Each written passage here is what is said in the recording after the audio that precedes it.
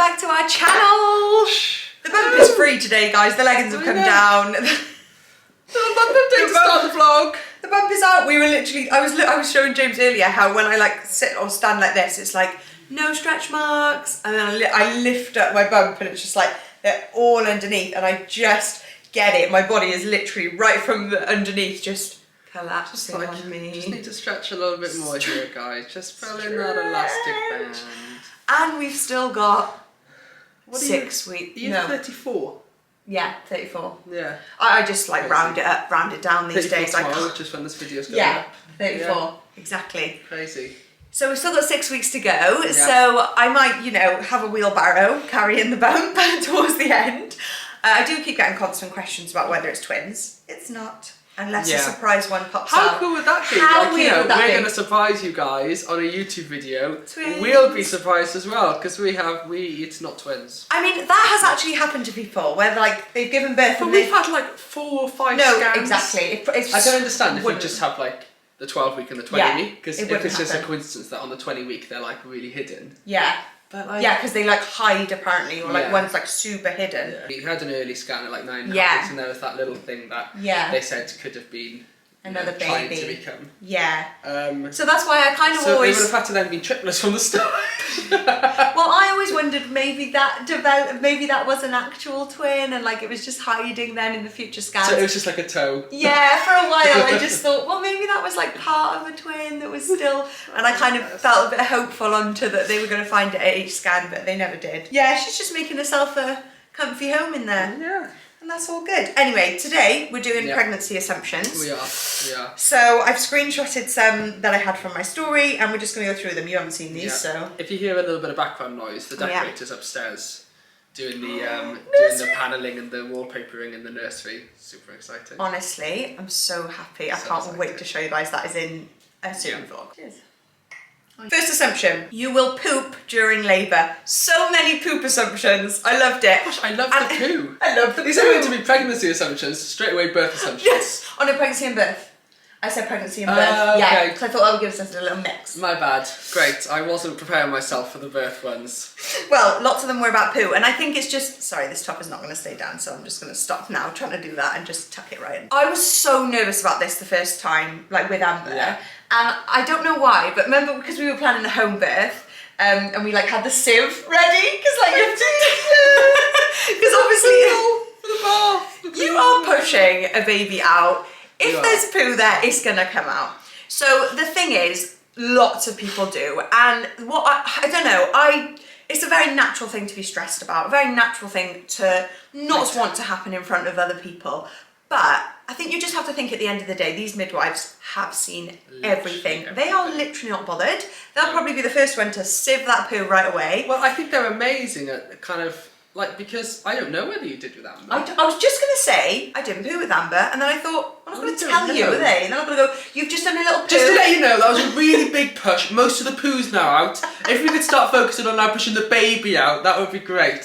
No, stop. Because they tell you to push as if you're doing a poo. Yeah. That's what she was saying to me, like push into like your poo zone. Push as if this is like we should put a warning before this in case someone's got phobia of poo. Is that a thing? Can you have phobia of poo? You can have phobia of anything. Amber didn't have poo on her. No. But what I'm saying is I think even if you did, they're very good at like, they have so many layers of sheets. I think they just kind of like cover it or they move it quickly or... This is what I was told. No, you just wouldn't know. This is what I was told. Different if you're kind of in a birthing pool at home and your husband has to sieve it out. Yeah, you were very excited for that. I've still got the sieve. I was really looking forward to it. No wonder you lost the pool pump. We need that sieve for like the rare occasion Amber poos in the bath. Yeah, we've still got it somewhere. We had all sorts for the home birth, buckets. I did use the bucket in the end because I threw up on the way out. I was like, get the bucket! Yay, we used something from the home birth. It wasn't a complete waste of money. For anyone that didn't know, we actually ended up, after like 2 minutes in labour here, having to get in an ambulance and go to hospital because I had preeclampsia, which the midwife found out when she came to the home birth that we were hoping to have.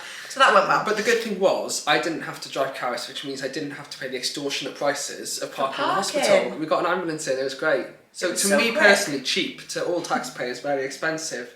But, no, that ambulance ride was the most horrible thing I've ever been through, because not only was I having these really painful contractions, I had to lie flat in this wobbly ambulance. I feel sick when I think about it. No suspension. It was like... And I feel like we hit every single speed bump. This is like the ambulance drivers, the driver and paramedics were amazing. So but I feel amazing. like we hit every single speed bump in Cardiff. Probably. Typical me being a big driver. Yeah. I was like, why are we going this way? I was like, this is the long way. Sorry, this isn't the route I've planned to the hospital. Sorry, could you go down the road and go right? You know he's You're planned. going the longer route here. You know James has planned the route already. Well, every single speed bump, like, But ambulances in general just are rickety, because I've been in one Been since. in a couple now, haven't you? Been in one since then. 13 weeks pregnant, but that was very rickety as well. And having to lie flat, it just wasn't my vibe. I did not want to lie flat. I had to be seatbelted in. Yeah. So I was like... But the ambulance man was so nice. He was like, so lovely. "You're doing amazing, Kat." Like, he was calling me Kat, and I was like, "Oh my god, I love you." He was like, "You're smashing this, Kat. Come on." I was like, "Oh my god, I'm gonna cry." I loved it. It makes such a difference. Like having. That's why I just think paramedics and everything are amazing. So that was you will poop during labour. Probably. I think 80% of people do. I'm making up that statistic myself. I guess it's because I don't know whether you likely. would have, because of the fact that we had big breakfast that morning, which you then proceeded to throw out right away, and then you weren't allowed to eat or drink anything. So you probably had very little in your body. I wasn't even allowed. I was only allowed like a shot of water. And then you gave birth at 1 a.m. the next day. So you had like... True. You had, because you threw up your breakfast, you had like... something like 30 hours of not eating. That's true. So probably not last time, but I actually feel, I don't know whether it's just a second birth thing, like in general, you're just like, whatever, I don't even care anymore. But I'm not nervous at all about pooing. I feel like I could poo everywhere in the labour room and I'd just be like, well, that's just what's going to happen, isn't it? And if you're giving birth in hospital, the midwives are amazing, but you're never going to see them again. No, exactly. That's the thing. And they see it every You leave the room. Every single day. They will see something crazy and wild that won't even be that crazy and wild to them. Next one. Sorry, I just screenshotted this one because I loved it, because this is meant to be about pregnancy and birth. Right. You will never be done with the room transformations. Yeah, that's true. Nothing to do with pregnancy and birth. You just got to start the cycle again, isn't it? Start the cycle again. But the answer is definitely no, we'll never be done with the room transformations. No. I love them. Yeah. You guys know. We'll have to build new rooms so we can transform them. Yeah. We'll have to extend. Anything for a room transformation, especially with my little olive tree. Can you see I've sneaked it there in the back, guys? It will be in every video. It's just there behind you, darling. You prefer how your body looks when you're pregnant. So I think that's quite a common thing, that people can feel a lot more confident when you're pregnant, because I think an area that gives people a lot of insecurities is our stomachs. And I think when you let go of the fact that obviously, you know, your stomach's not going to be flat when you're pregnant, so because it's meant to be curved and it's meant to kind of stick out, you get this newfound like, oh, okay, I feel really good. Yeah, like I wouldn't be sat like this, would I? With my, so I think in the sense it does give you confidence, because I think your belly, which is such an insecurity area, becomes this magical home for this life, and I think that, in a sense, I think it does change kind of how you dress. And people often wear a lot tighter things when they're pregnant because. Yeah, and I just love the fact that that area that gives people a lot of insecurity and kind of can play on your mind so much with, I'm so jiggly, wobbly, it's not flat, I want a six pack, now becomes, oh, I'm meant to have this big round belly that's like holding life, and I think that's so special. But I would say in this pregnancy, I haven't felt as confident as I felt with Amber, because, and that's actually got nothing to do with how I look, that is more to do with how I feel. And I relate that then to my pregnant body. So like, because my pregnant body is giving me so much pain and aches, and I can't even walk for more than 5 minutes, I don't feel sexy, I don't feel confident, I don't as much. And I think the power of how that is related to how you look. How you feel can have an impact on how you think you look, or how sexy you feel. Yeah. So like, because I feel like I can't even walk, I can't do anything, I feel like I look like a jumbo pregnant lady that is just like, what are you doing with your life kind of thing. So I am definitely struggling more with this pregnancy in terms of confidence. But I think in general, like if you haven't been pregnant before, it's definitely likely that you could really love your pregnant body and like really feel confident in it. Yeah, that's a good point, isn't it? Yeah. This is your last planned pregnancy. Should I give you a chance to speak? Yeah. At the moment, we're thinking of it as our last planned pregnancy. Yeah. But it's really tough. Never say never. We never say never. We honestly don't know. Do you know what I love? I love kind of, in this day and age, how people are confident and happy to be like, yes, he or she was unplanned. Yeah, because in the past, I think there was this whole secrecy because they felt like by saying their kid was unplanned that they're less loved, which just isn't true at all. Like an unplanned child is just as loved as a planned child. Because we've been quite happy to say this is probably, you know, potentially might be our last planned pregnancy. Yeah. But never say never. We may have another child. You never know, do you? Think if we kind of, it's really common. If we kind of are both like, oh, maybe we want another one, then we'll kind of be like, less careful. Purpose, wouldn't we? Yeah. I think it's tough. But the closer we get to the end of the pregnancy, the more both me and Carys are randomly going, oh, we could have a third though, couldn't we? Right. We haven't even had this has only happened once. This has only happened once. But I've thought it Did as well. you? Yeah. I have dreamt it and thought it and thought, wow. Oh, we could have a third. We've got one more seat left in the car. We could have a third. The practical vibes. We could. Love it. We could have a third though. So this was like, I was literally like, no, because the kind of pregnancy, a lot of the assumptions were about that as well, that like, this is your last pregnancy because of how much you've struggled, blah, blah, blah. Yeah. Definitely it has played an impact on that. I think it's a weird one, like a year, because it's 9 months of pregnancy. That's it. I know! It's 9 months of pregnancy, and then like a good couple of months of recovering, and you know, getting a little bit used to having this new dut in your life. Yeah. But like, on the grand. A year is a really long time. Oh, it's a very short time. It's a very short time to start building a family, but then it's a really long. If you do it 4 times, that's 4 years. It's a lot, isn't it? It's a big chunk of life. Yeah, but then at the same time, it's a so if you don't enjoy the majority of the 9 months being pregnant, which I know you do, you enjoy a lot of it. But if you struggle through a lot of it, and if it changes your life, you know, like you can't walk, you're struggling to play with Amber. Then in my mind, I'm like, that's like 4 years is nothing. Yeah, no, out of 80 years you live or whatever, like 4 years is actually quite small. Yeah, you can view it both ways, can't you? You can, but that's why I think I will weigh it up and I will know whether we want the third. If like I'm like, I won't even think about it. Like I knew I didn't want to do the first trimester with if you want a kid, you just do it. You do it, don't you? And if it's unplanned, then you just throw yourself in, aren't you? So you don't have to make that decision. Exactly. But I do think, and I think we would know. I think a lot of people would think. I've always joked about this, that you have a third if your first 2 are boys or your first 2 are girls. Yeah, because you're and like you have a third because like you want the other. Yeah. But like I honestly, I couldn't care. I'd be so, if we had a third, I'd still be so happy with 3 girls. Yeah, me too. Or like excited for 2 girls and a boy. Yeah. Like I honestly couldn't care. No. Like, I'm not a dad that's like I want someone to play football with. I know. In the back garden. I know. Like, you know, I'm gonna get Amber out there kicking a ball with me. I don't really like football, so. Yeah, that's it. I'd probably rather play with a doll's house, to be honest. I know, we're so excited. We're going to buy Amber a doll's house soon and we're so excited. So excited for it. Okay, are you nervous about Amber's initial reaction to the new baby? I'm not at all. Really? As in, because I'm just so confident that whether she's like really interested and loving and kissy, or whether she completely ignores her, or whether she gets upset or frustrated, like, it's going to work out. I know, you're right. Do you know what I mean? Like, everyone wants, I think we're already picturing out, and we were like, right, so what we're going to do is, because you might not see Amber for a couple of days because you will be in hospital, I might see her, then, you know, we're going to come in and we're going to have, you know, my parents or your parents kind of sit in with the new baby, and we're going to make a big fuss of Amber and be like, oh, Amber, welcome home, it's so good to see you, blah, blah, blah, blah. And then we're going to take her in then, see the new baby who's going to be sleeping peacefully in the lounge, and then she's going to be like, oh, baby sister. Because obviously we'll tell her name, but we're not saying the name because we're not 100% sure yet. We're 100%. Like, oh, baby sister. And we'll be like, oh, Amber, do you want to give your baby sister a kiss? And she'll be like, yes. And she'll go, she'll give her a kiss. And then baby sister will wake up, but obviously she won't cry. And then we'll be like, oh, Amber, do you want to hold baby sister? She'll be like, yeah. And she'll sit there and she'll give her a cuddle. And that's not going to happen. Like, that's not going to happen. She's going to come in, she's probably going to slap baby sister on the face. And go, oh, what's that? And then she's going to go, in there? Can we go and play in the playroom? In there? In there? In there? Elmo! Where's Elmo? That's what's going to happen. Or, even worse, she's going to come in and go,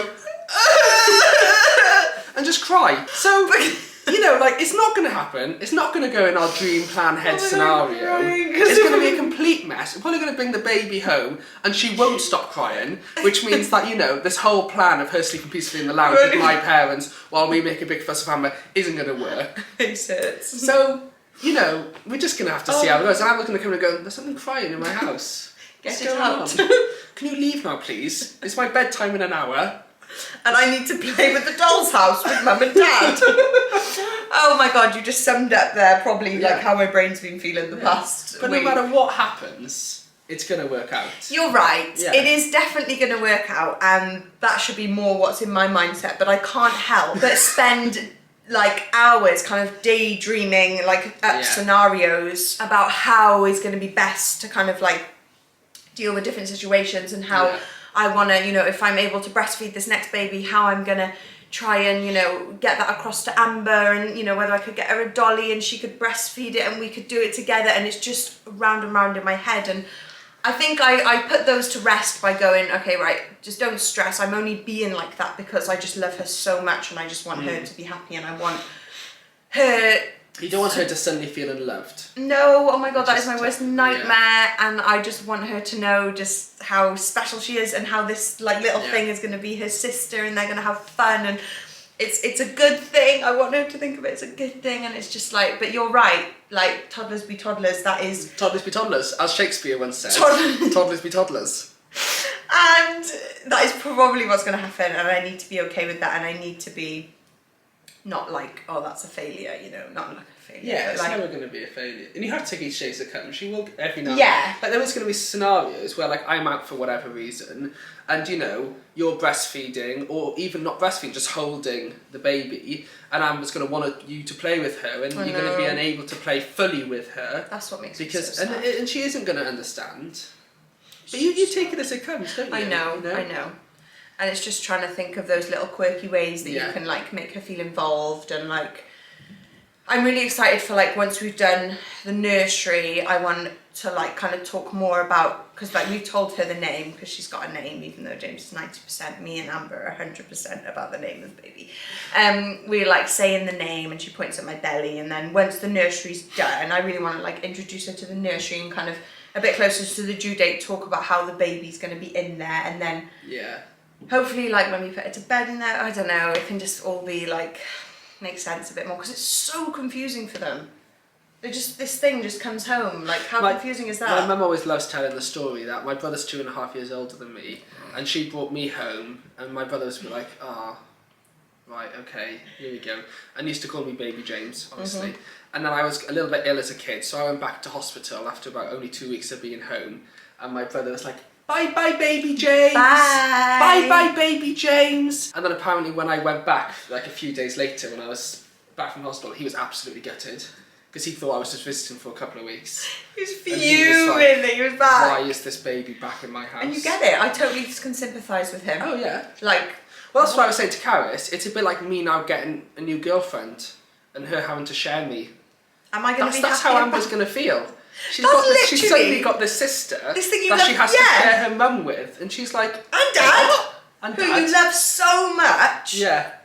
No, you can't Also, have like, you know, if Amber was like 18 and has a boyfriend or girlfriend, and like she's off spending time with them, and you're like, I'm sorry. No, you only spend time with your mum. Shopping day, nails, anyone want to do? You wanted to get your nails done with me.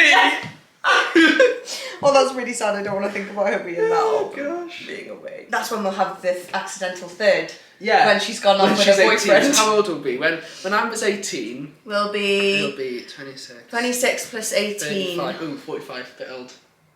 Can be done. Can be done. Can be done. Can be done. James, don't put it past me. Maybe we should freeze some eggs. Okay, next one. You can't have sex. There was lots about sex. Oh, I was waiting for the And sex I liked question. this one. I always wonder how late it's going to come in. I like the you can't have sex. Just no, you Pregnancy, can't. you can't have sex. You can't. No. You can, definitely, as much through pregnancy as you want. With Amber, we had sex right up until the due date. Literally. With this pregnancy, not so much, okay? I can't even get up off the sofa, guys, okay? So it's about how you feel, isn't it? And how... Definitely. Yeah. It's how you feel, how your partner feels. Like, there's so many things that go into feeling confident and, like, having whatever sex life you want to have during your pregnancy. And I think, it just... I know... toddler. Oh, gosh, I know. He's relatively tiring. And then, you know, on days that we have, and the days that we don't, we're meant to be doing work. We're trying to be doing work, and then we're just tired on any time we get up. And I've said before, James doesn't like having sex in the morning, he doesn't like having sex before bed, so it leaves us a very limited time frame, guys, okay? It keeps me up, and I don't think anyone really likes it in the morning, do they? You just wake up, you're like, ugh. I know. A dry mouth, no. I like it in the morning. There's lots of things that go into it, but you can like it can like I think it ranges from pregnancy to pregnancy. It definitely has for us as well. Like Amber's pregnancy was a lot different to this one. Pregnant. My pregnancy with Amber was a lot different to this one. But with this one, yeah, it's definitely been less frequent. And I think in the past that would have like got to me. I think if you have this like thing that you need to be like, you know, having sex, or like you need to be sexually active this many times a week, to feel loved, because some people feel loved through sex, don't they? And I think that's really hard then if you do, like I feel like for me, like I really do feel connected to you when we have sex, and it's very different from, obviously we spend a lot of time together working and a lot of time together as friends and like in all these different types of ways, as parents, and you're doing all these things. TV watchers.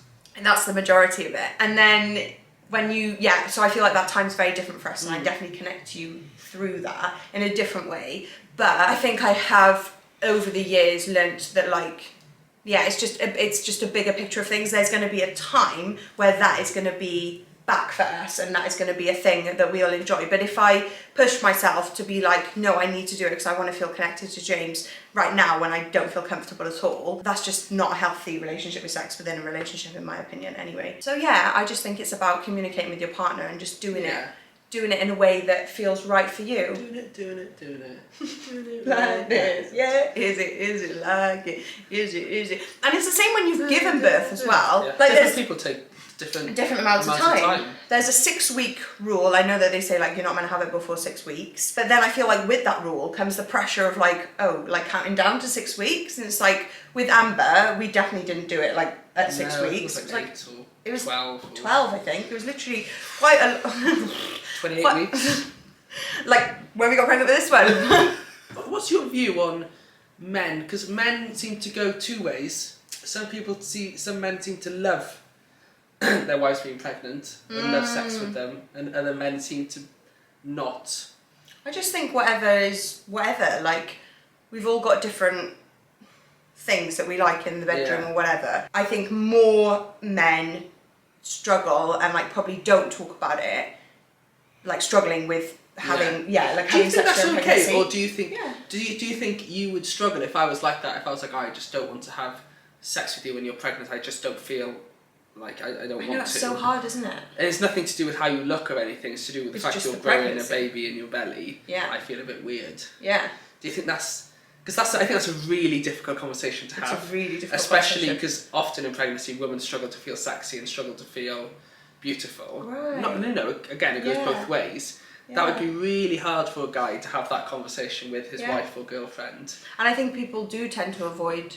I know if I was a guy and I was wanting to say that to you, I would avoid saying it because you don't want to cause upset and you don't want to, especially if they at the end of the day are feeling it and they're feeling confident. Like you could literally go polar opposites. Like someone could, you know, like in my pregnancy, I felt really confident and really sexy, and then your partner is struggling with that side of, you know, like wanting to have sex because you're pregnant, not because of how you look. Could have been literally, like you're saying, just because of the concept. It is new, it is different. And anything like that can be like scary or whatever. Yeah. So, and I think it's too easy to say, "I'll get over it." It's pregnancy. It's not, Like I can understand why it would be a thing. I remember with Amber, I found it weird early on. Yeah. Do you know what I mean? I think it's a strange one. And I think the more pregnancies you have, probably the less. Oh yeah. Like assumes, the less freaked out or whatever you can be by it, because it kind of becomes more of just like a part of life. Whereas with your pregnancy, it's so. Like you're constantly kind of looking at the bump, talking about the bump, looking at the pictures of the baby on the apps inside the bump, and it feels very like there's an alien in there. Like, what even is this? You haven't even had the first baby, so you don't even know what comes from pregnancy. It's all really strange. Is there anything with women? Because like it's again with guys, it's a bit like, you know, it's a bit strange to have sex. Yeah. Like, is there any is it a thing within women, like women not liking to have sex during pregnancy? Yeah, defo. Oh, it is it? Oh, yeah, I think so. It feels the same. So some women feel like that. Well, yeah, like even it 100% goes through my mind, and I'm a bit like, Because obviously in pregnancy, like you're like touching, you obviously like touch each other, and then I'm like, I feel a bit sometimes like, oh, do I want to like, I don't know. It goes through my mind, and I think it goes through a lot of people's minds. It's not gotten to the point where it's made me not want to. I feel like I just would stick to certain positions, doggy. But I think if like, I just definitely think it's just so common, and if it's something that you or your partner are thinking about, like... It's just good to have that open convo, and I think it's hard not to take it to heart. Yeah. That's to do with looks or anything, but as a guy, it really isn't to do with looks. It's to do with kind of... The concept. The concept, yeah. It is such an unusual concept. I can't really still believe that we do grow this life in our stomachs. Like, it is really strange. And yet we expect everything to be completely normal and for us to just feel sexy and have sex as normal. When, like, all these massive changes are happening. Good input. Thank you, darling. Carys doesn't listen to James when he tells her to sit down. Yeah, sounds about right. I have a surprising number of this assumption. I don't know why it's an assumption. Like, you guys did see it in the vlog where I was meant to be taking a week of rest and I didn't. But I did rest more than usual. And it did, honestly, that week. I know. That week sorted me. It's revitalised you. It's revitalised me, and also... But you aren't still doing like I'm not. proper physical things like dog walks and stuff. Oh no. But it's good because everyday stuff now you are good at. Yeah, like you get to an end of the day and you are quite sore. I am sore at the end of the day, to be fair. But not At the end of the day. Yeah, at the end of the day, love, I'm sore. But it was getting to a point where I took that week of rest where I literally couldn't move even throughout the day. Whereas now I'll like film a TikTok and be like, blooming it, that strained my body. I'm just gonna like sit down now at my laptop for the rest of the day. So I think it made me realise that actually resting does make a big difference. But yeah, no, I don't listen to James when he tells me to sit down. Unless you do your very stern voice. Sit down, I'm making you a cup of tea. Yeah, the number of times she's like, oh, I'm going to have some tortellini. And I'm like, oh, I'll make you that. You chill out. It's only like 4 minutes of boiling it and it's not hard. And I'll sit down. She's like, no, I'll do it. I'm like, sit down. I'm making the tortellini. You haven't stopped all day. I'm really like impatient, especially like with things like if food. I haven't put it on for 2 minutes, you're like, if the still not boiling, James. If the tortellini's not going, I leave it till I'm like really hungry and then I'm like, I'm having food. And then if I know James is cooking something, I know he's going to take it at a casual pace and not like me frantically I'm usually shove like food in my emptying the mouth. dishwasher. I'm like, I'll finish emptying the dishwasher and then I'll do your So food. then I'm like shoving granola bars in my mouth to keep me busy for 10 minutes. I'm just like, I'm like a child. Okay, do you shave below when pregnant / when going into hospital? I thought this was a good one because it's probably something I would have thought about before being pregnant or whatever. So as you go on, obviously the bump gets so much bigger and everything gets harder. You got me a back scratcher for Christmas. I know. You could like put a razor on the end of that. And with a little mirror. You can get it on Amazon. Ow! That went through me. I don't know what you're shaving. Oh my god, shaving blind with it on the end of a stick on your JJ. Damn it, there'd be nothing left. I don't know why I just didn't go for legs. You know, why am I like angling it down there? Let's just go for legs. There'd be more trauma down there than giving birth if I tried to put my razor on a stick and do it blind. I do it blind. Like I feel like lots of people just leave it and that's absolutely fine. Like I feel like the midwives do not care whether you've got a shaved with JJ down there or not. They don't comment on it, do they? They don't know. Go, ooh, you're clean shaven, or ooh, I like the bush. They don't comment. Botched job when I've given it a go blind. Ooh, you've done a nice C down there. That's lovely. I don't think they'll comment no matter what's going on. No, they're not going to care really. They're just trying to get the baby out. But it's about a personal thing, and for me, I like it. I just like shaving. I don't know, it just feels more hygienic. I just like it. But it does get more difficult, and it definitely is just like a guessing game. I'll literally just go, even my legs, I'm just going with whatever in the shower. And then just check if some hairs are falling off. Not really, no. Everywhere. I'll just give it a go and see what I can get shaved, basically. I wouldn't go as far as, like, if I literally, because I'm not going to be able to see anything, like as this bump gets to 40 weeks and I'm going into hospital.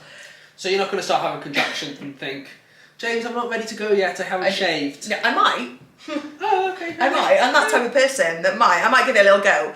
But what I was going to say is, when I've talked about this before, I can't remember if this was on my stories or somewhere, people were like, get James to do it. And I was like, no, I can't go that far. I wouldn't. I don't care that much. I don't care that. That would ruin it. I'll do it. I know you would. If I asked you, you honestly would. I'll do the legs. Yeah. How high do you want me to go? Those are my thighs. I've never done my thighs. Oh, no, Just up to my knee, not halfway up my calf. So yeah, that's the thing. I know he'd do it if I shave your toes. No, don't shave my toes. I don't shave my toes. You can shave your toes. No, I shouldn't shave my toes. I keep my feet warm. You don't have to shave anywhere ever, obviously. But yeah, I just, it's a personal thing. I like it, and I do keep trying. Bless me, till right at the end. Even if it's the botchest, most ugly job, I'm not going to see it anyway in the middle. I'm not going to care. So no one's going to see it. I know. And then the last one, you want a non-medication birth. So, what? That was just the opposite to what you want. It's the most wrong assumption so far, really, isn't it? You're there, like, give me all the drugs, get that needle in my spine, I would love to be paralysed. I know, honestly. Like, next video we're filming is a preparing for, like, what we're doing to prepare for labour and birth. Should just be you trying to sit still. So to get my epidural! So I can put the epidural in. What we're doing to prepare for birth. Is it in yet? It's the epidural. Great. Oh yeah, can't feel anything. Oh, that's good. Nice. Oh, that's good. I'll be here for 8 hours now.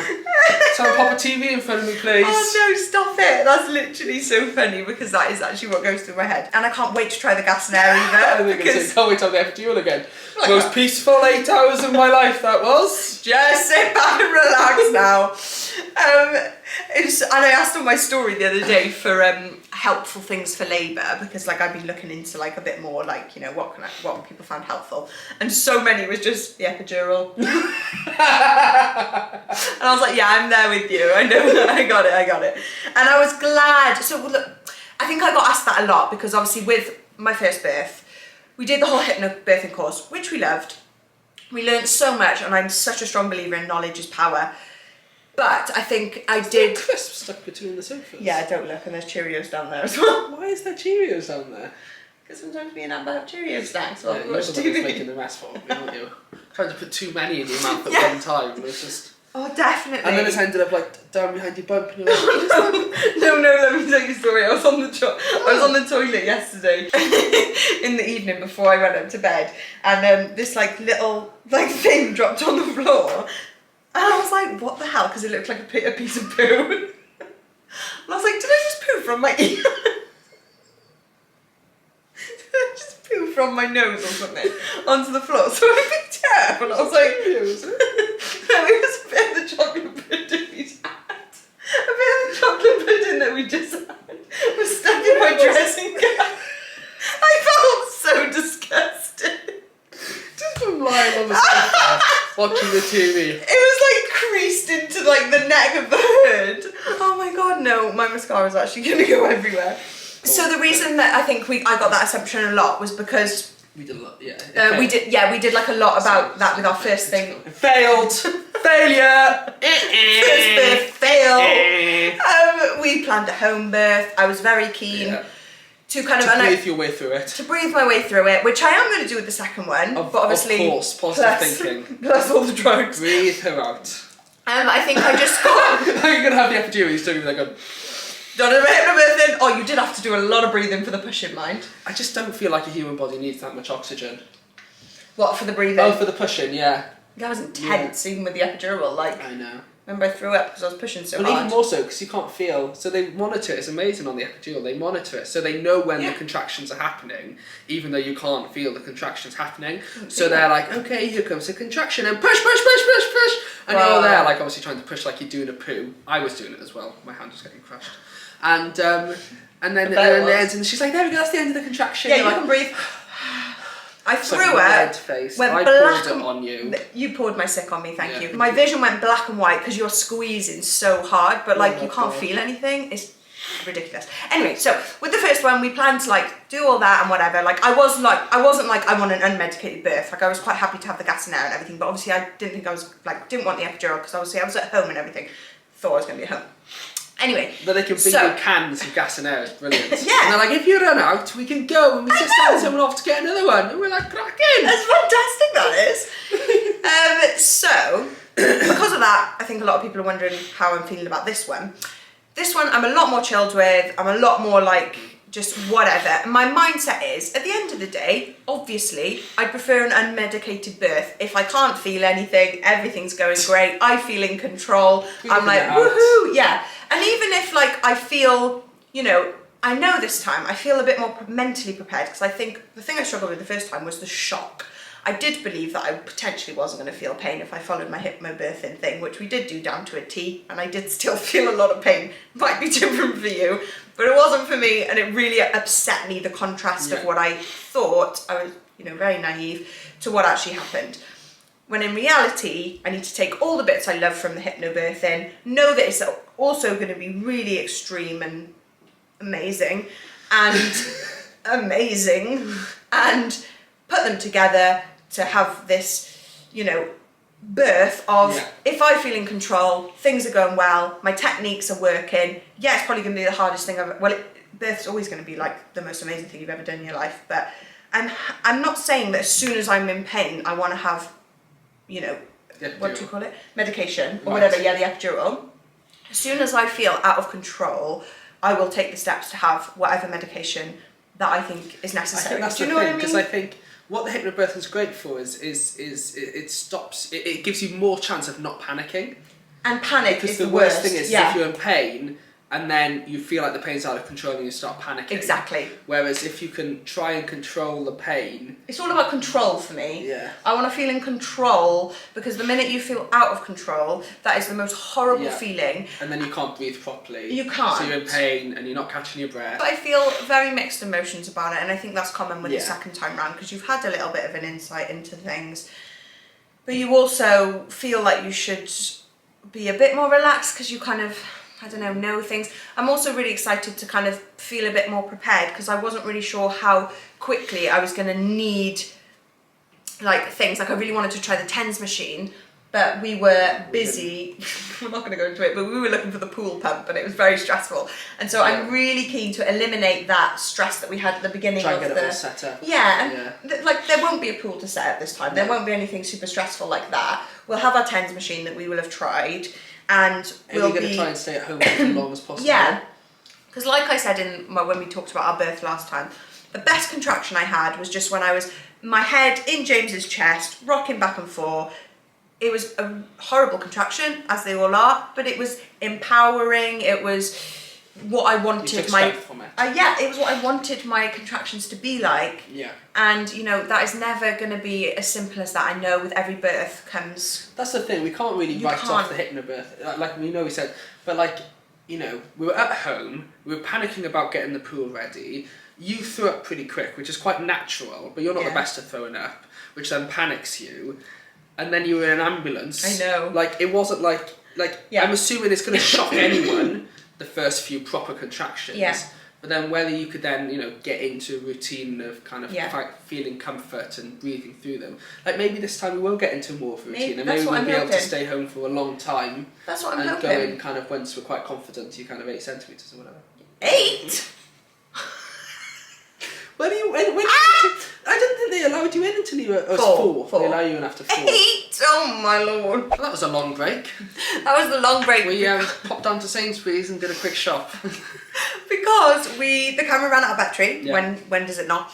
And we lost the other battery, so we only had one. So then we had to put it on charge, which takes about an hour. So we decided to pop to the supermarket. We now saw we're your back. mum down Sainsbury's as well. I feel like that was seeing your mum down there was like seeing a teacher. Why? Like out, because you're not used to seeing her outside of like the normal locations. Exactly. And it's like we didn't go there together, and now suddenly I'm seeing you. And it's like it's someone we see so often. Like every day. And then it's such a surprise, and you're like, you just look weird here. You do. She did look weird in Sainsbury's. She did. Doing a little shop with a little trolley. Like, what's going on?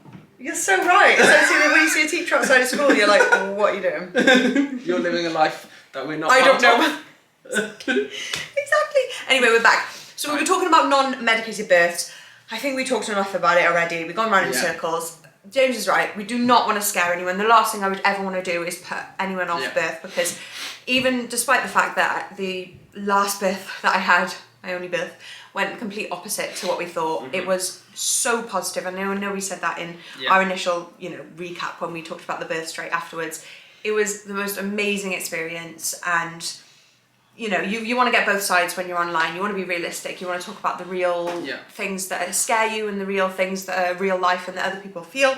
But you also, I don't see the point in scaremongering when it comes to birth, because, going into it, I have definitely seen a lot of kind of more negative birth stories online this time round, and feeling more anxious myself, I haven't found that particularly helpful. So I think it's really hard to get that balance sometimes between being honest and... But I think if it's your first birth, like, we know people who gave birth completely pain-free, and we know, like, there's such a spectrum of women and giving birth, and there's such a spectrum of birth stories. Yeah. You don't know how personally your body is going to react if it's 100%. Your first time, and you just have to go into an open mind, and you have to go into it with, we're so lucky being in the UK, like, the healthcare system when it comes to giving birth overall is, like, excellent. The doctors and midwives and nurses looking after you were amazing. And that's like, you're in safe hands. You are in safe hands. You are. And that is such a good point, actually, because you can watch as many videos as you want, as many, birth stories, as many this and that.